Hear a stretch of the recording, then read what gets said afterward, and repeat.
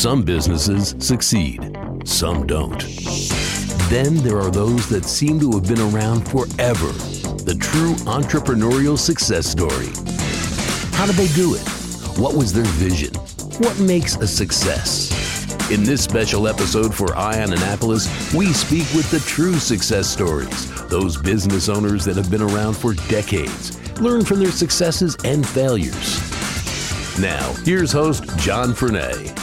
Hey there, this is John. Just before we get into this episode with Jeff Schaub from Annapolis Marine Art Gallery, I wanted to let you know that we had a little bit of a technical difficulty with our recording, and we had to move to a plan B, so our audio is not quite up to par, and I do apologize for that, but I know you're going to enjoy this Legacy Business Spotlight with Jeff Schaub from Annapolis Marine Art Gallery. We jumped here onto the Annapolis Marine Art Gallery, which is right down on Dock Street, right? Dock Street? Yes. Dock Street. Dock Street. Downtown Annapolis, overlooking Ego Alley. You are a few doors down from one of my favorite hot dog stands in town, Pip's Hot Dogs, which is... May it live forever. Absolutely. Not that there's that many hot dog stands in town, but I would do that. And we're here with the owner, Jeff Schaub. Did I pronounce that right? That's right. Yeah. I didn't. See, there was a potential there for me to mess that up. Schwab is the usual. Schwab? Schwab is the usual mispronunciation. Okay. But Schaub. Schaub. Okay. We're here with the owner, Jeff Schaub, who I didn't realize that you've been here for 41 years. Yes. And have you always been in this location? Yes. We started here. Two of the owners of the art gallery were originally Cindy McBride, who has McBride Gallery up Main Street now. Okay. She early on she was bought out by the owner partner, and Barber Reed was the original owner. She owned it for 20 years, and then I came along. Okay. So you've had this now for... Second owner in 41 years. In 41 years. And you have seen, you've seen a lot of changes down here. Oh, yeah. I've seen a lot of change, but then Annapolis is averse to change, really. Get out. Yeah. Come on. I hadn't noticed. Yeah, right. Well, we've been pretty much, because of the fact that we depict the activities and the heritage of what's here. Now, what's your background? Are you a conservator? No, or I'm a businessman? Administrator. By profession, I went to school with got a degree in public health. Okay. And healthcare management, and did that for 26 years all over the country. And then I decided I'd made enough money at that, and plus it was going to kill me. It was a stressful job. And I want to say this is probably an incredible bit. Even owning your own business is very stressful, but I think this is probably compared to a hospital administration. This is probably a walk in the park as far as the stress level goes. You have a purpose with this. It's a single purpose, and that is to, it's to be someone who realizes the heritage that we have in maritime subjects, and this is probably one of the best places in the country to reflect that. So it's to maintain the history, to protect it, and it's to depict what goes on here in ways that people value. I'll tell you, I know as we were waiting to sit down and talk around, I was looking at some of the art that you have around, and it's an incredible variety.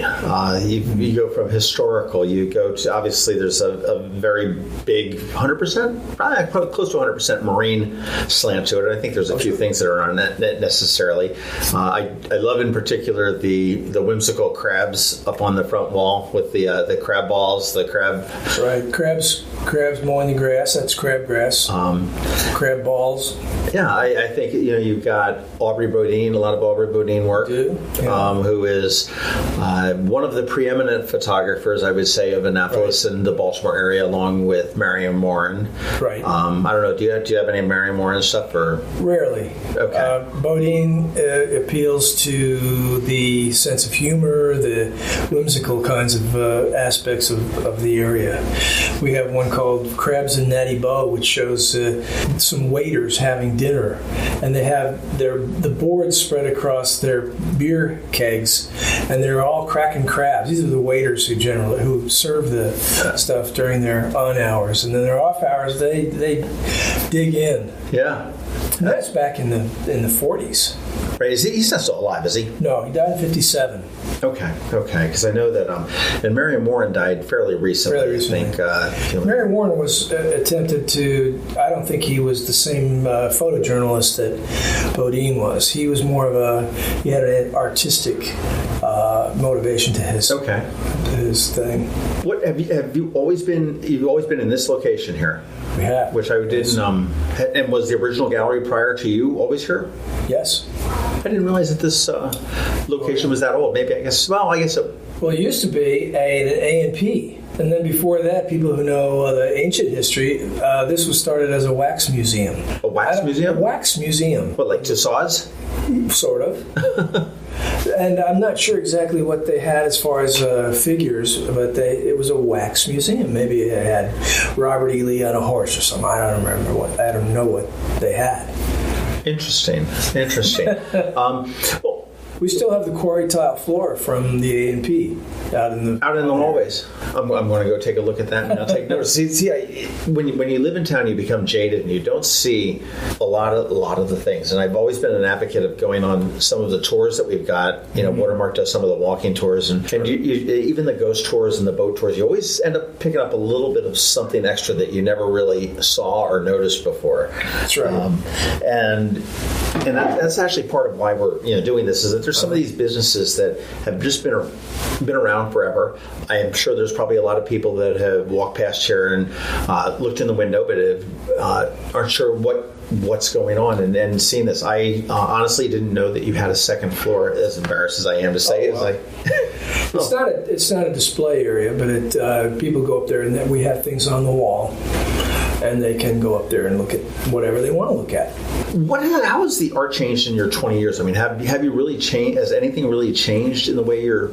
I would say there's certain trends in marine art, just as there are in everything else. But people have gone away from, let's say, that first. They've gone away from wildlife prints and limited edition prints mostly. I would say limited edition prints are at a low point in terms of collectability.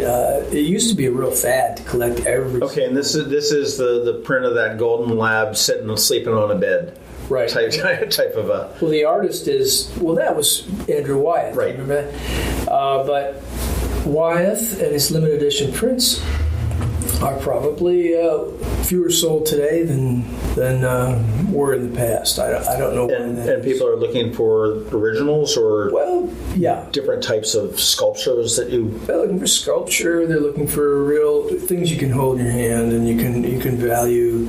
I've got people who used to come in and buy 5 of the same print just to have them to bank on the growth of their value. Huh. But now it's.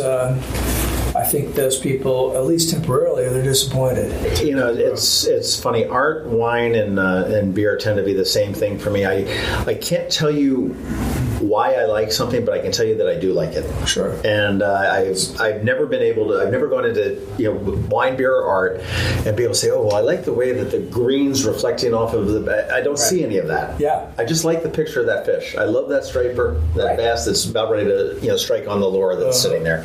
Right. It would look great in this room in my house or this in my office. And I think that you've got I'm looking at it out over your shoulder at the bronze sculptures with all sorts of sculptures that are on the wall. Yes. Paul Lockhart does scenes from the biosphere here and herons and crabs, of course. Yeah, and we've got some rockfish, and of course we've got some turtles and everything else. But his sculptures are classically this area.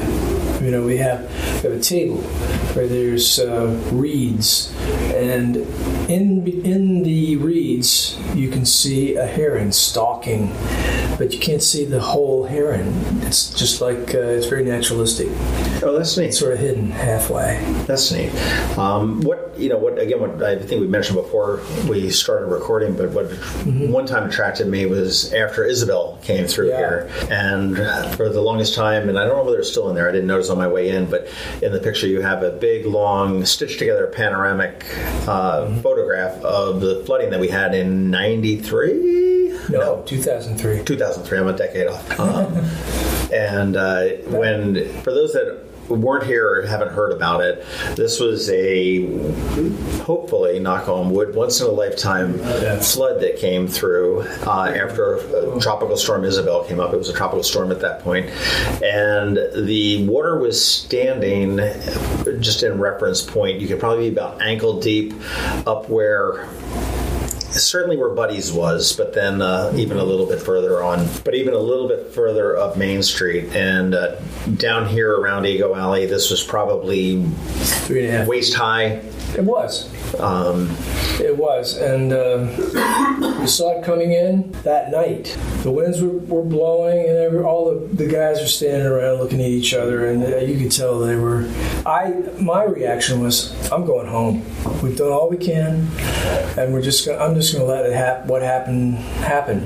That's true. You're not going to, you're not going to be able to push the water out the front door, or hold the window intact if the wind decides to take it out. It's just you need to deal with it. It's probably a very smart move. Yeah. Well, people said, "Well, didn't you have sandbags?" And I said, "Sandbags are fine, but all they do is create a barrier to the sloshing when the trucks go by. They mitigate the turbulence, but it's still going to come in." That's true. Let's talk about surreal. Try walking into your business waist deep in water. What is selling in the art world now for you guys? It's what has always sold. Aspects of it that have always sold traditionally. It's Admiral Nelson and his 3 flagships, painted by Jeff Hunt. Sea life appeals to people. Willard Bond is always a crowd pleaser. People think of Willard Bond, if they're sailors, sailing action, they find it really captures all that motion and all the lack of control when you're sailing in a race, the imminent capsizing, all the motion of the water. And he does it accurately. So we have sailors who come in here and they say, nobody does it like him. Right. Are you online as well? Oh yeah. As far as, do you find that, and I'm going to venture to say that a lot of your artwork is probably shipped. You've got a visitor that comes in here that shops in the gallery. They're probably not wrapping up a 4-foot by 3-foot. That's right. Painting and taking it under their arm. True. Do you get a lot of business online, or not really, or is it's building? But we don't. Our main business, our main customer, actually wants to come in and experience it. If they're going to buy something expensive, they want to experience it. It's funny. I've talked to several different retailers, and they say that there seems to be, while the internet was really a challenge and hurt a lot of the retail businesses initially, and the whole Amazon psyche that's going on out there. Yep. But a lot of people are seeing this change. That I want to hold it. I want to feel it. I want to see it. And certainly, if you're talking about something that is an investment, okay, if I'm buying a $250, just a little print to put on an easel on my desk, that's right. That's one thing. If I'm buying a $200 print, I want to be a little bit more sure of that. And I think that I had a friend of mine that was a consultant up in the travel business that said one time, he said, when the internet first came out, I said, at some point there's going to be a conversation going, well, I'm going to go down to the store and see what they've got, and somebody's like, what, like really be able to hold this stuff? And sure. and it is starting to come back to that. I think that what's unique about Annapolis is the relationships that we build with the customers in the community. Right. And I think that you're here. You're a person that you can shake hands with. You can look them in the eye, work with you to make your decision as to what what you want if they don't know what's coming in. And I find a number of stores are like that, whether they're selling clothing or, even I'm sure Chicken Roost does it too if you can't decide what you're having for breakfast or what type of, print or what type of sculpture would probably look good in a living room next to a fireplace or whatever it would be. Restaurants burgeon because you can't eat their food unless you go there. True. We're okay because you can't really experience art unless you go there. There's all kinds of subtleties to art. The brushstrokes, the way it shines, the way you feel about it in its presence is totally different than if you're sitting at the computer. Well, it's an emotional experience, and as I said, I sit there and I look at it and I go, wow, I really like that. I personally, I can't put my finger on why, but I do know what I like. And again, I don't ever remember getting something like that where I put it on the, looking at a slideshow that comes across my computer. Mm-hmm. I've had jewelers in town. One of them is wrapping up his business. Get very, bitter about the internet. Mm-hmm. And he holds up his phone saying, we'd be okay except for this. And the phone represents the online purchaser. Well, to a degree, I think you need to be part of the internet. I think you've got to be part of that conversation. Right. You have to be. It doesn't need to be your business, but you have to be part of that conversation. You have to be in the. Well, you have to, in order to beat them or be successful, you have to join them. Mm-hmm. In fact, we have our own website, but I always have thought, let's go on Amazon, see how that or Instagram. Instagram is much more pictorial than Amazon, but both. Right. Are you on Instagram? No. We have a presence on Instagram, but we actually don't sell through Instagram. Right. As 20 years here, what positive changes have you seen downtown? What positive changes have you seen for down here? Annapolis being the averse to change, just traditional. Yeah. Obviously something has changed for the positive. Obviously there's some negative stuff that goes on too as well. Sure. But you've shown the test of time. You're here. There's not a clearance sale in the banner in the window, and so something had to work for you coming down here. And is it the product that? What works is our product. People find it to high quality. We have the top artists.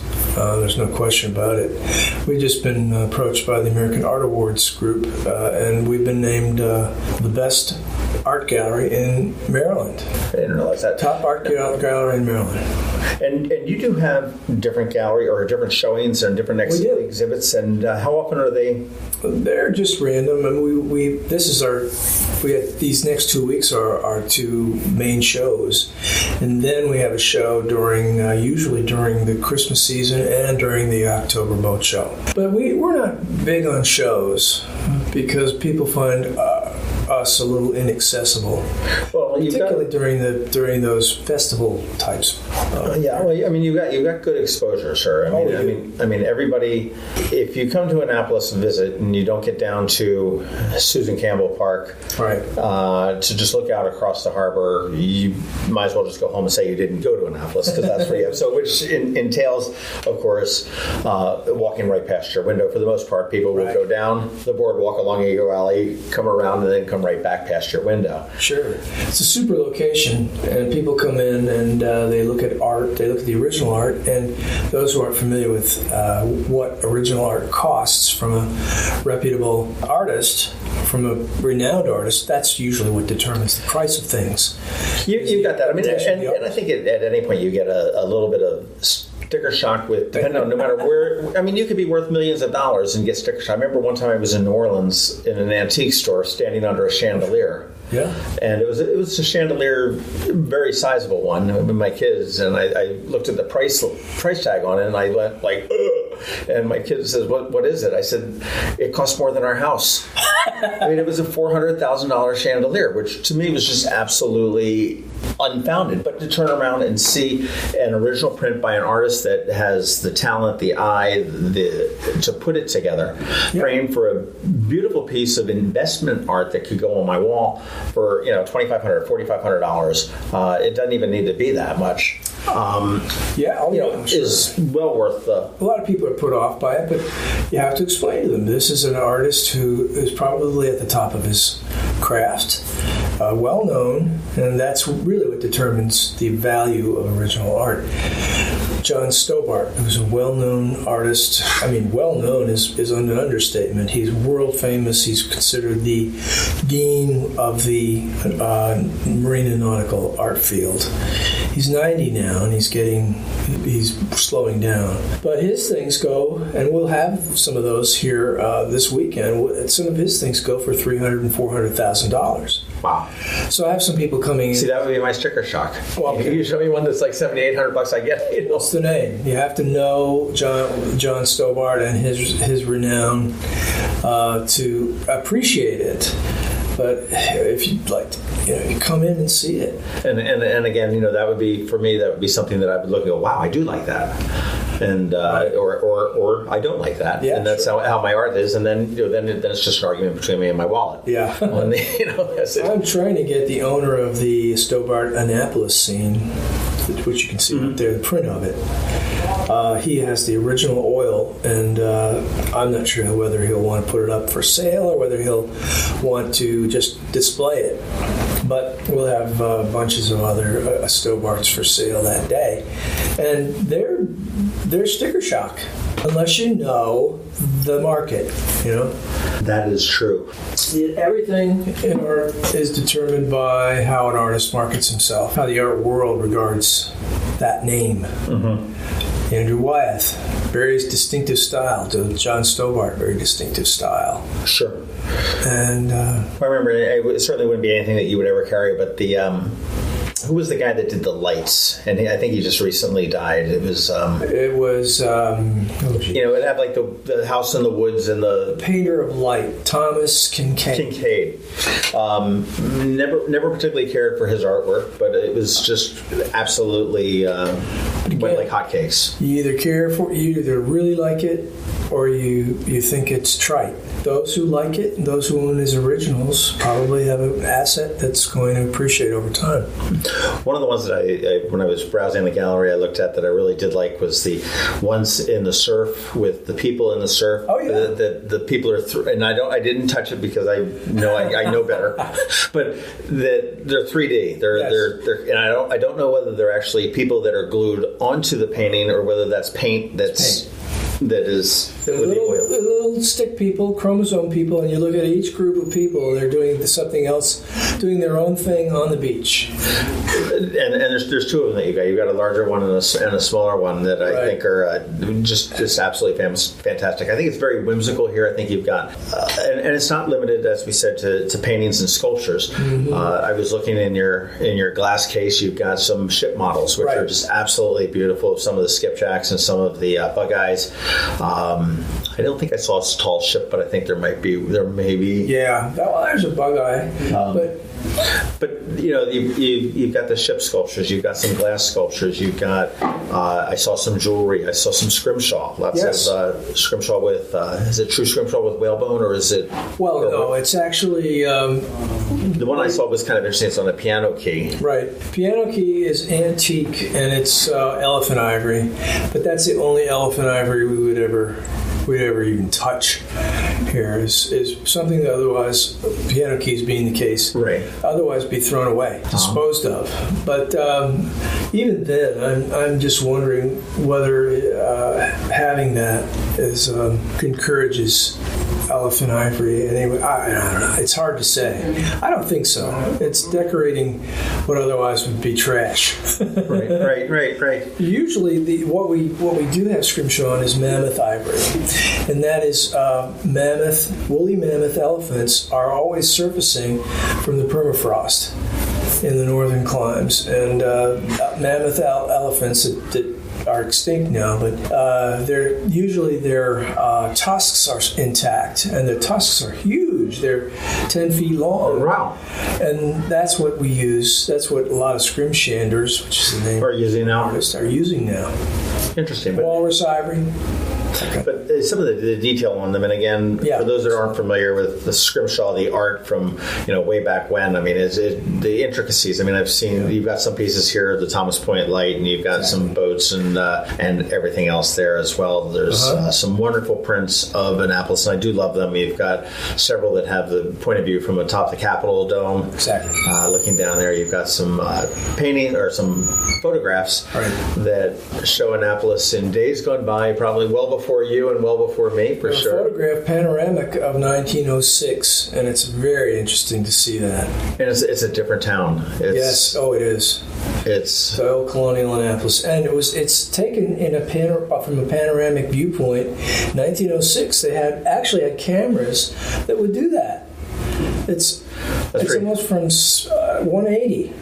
All the way across. Just took us 100 years to put it into a cell phone to be able to do that. Mike Ashford took John Stobart up in a helicopter to take the picture that resulted in his Stobart's Annapolis painting, and then Stobart did a great job of depicting it. Is that how a lot of artists work? Is painting off of a photograph, or they do? Sure, that tells them what's where and so forth. But Stobart took a daylight scene that was a photo, and then he decided where the moon should go. Okay. She moved a couple times, and after he painted it turned out okay. Well, fantastic. Well, if you want to just check out a slight bit of what you want to see at Annapolis Marine Art Gallery, you can go to AnnapolisMarineArt.com. Yes. But I don't recommend I do recommend you do that, but more importantly, come on down to Dock Street in Annapolis. It's right at the corner of Dock and Craig. That's right. Is that the little side street of this Craig Street? And overlooking Eagle Alley, it's Annapolis Marine Art Gallery. I'm here with Jeff Schaub, who is the second owner in 41 years of a very whimsical, very nautical, obviously themed gallery. But step on in. I think you'd be surprised at what you got. This is a business that's been around for 41 years. You obviously know what you're doing. You know what it takes to succeed. And certainly, I want to say, congratulations on 40. Thank you. Do you got any future plans or? No. I mean, we've been successful doing what we're doing. The history of Annapolis is very rich, and we will change little. We'll do little adjustments here and there, but we're going to be the same. But don't fix it if it ain't broke. That's correct. You got it. Jeff Schaub, thank you very much. You're welcome. Thanks for listening to this special podcast for Ion Annapolis. Please be sure to visit ionannapolis.net for all your local news, events, and opinions. And in case you haven't already, please subscribe to the Ion Annapolis Daily News Brief, where we bring you your local news direct to your phone or tablet every Monday through Friday at 7 a.m. Subscribe on iTunes or Google Play.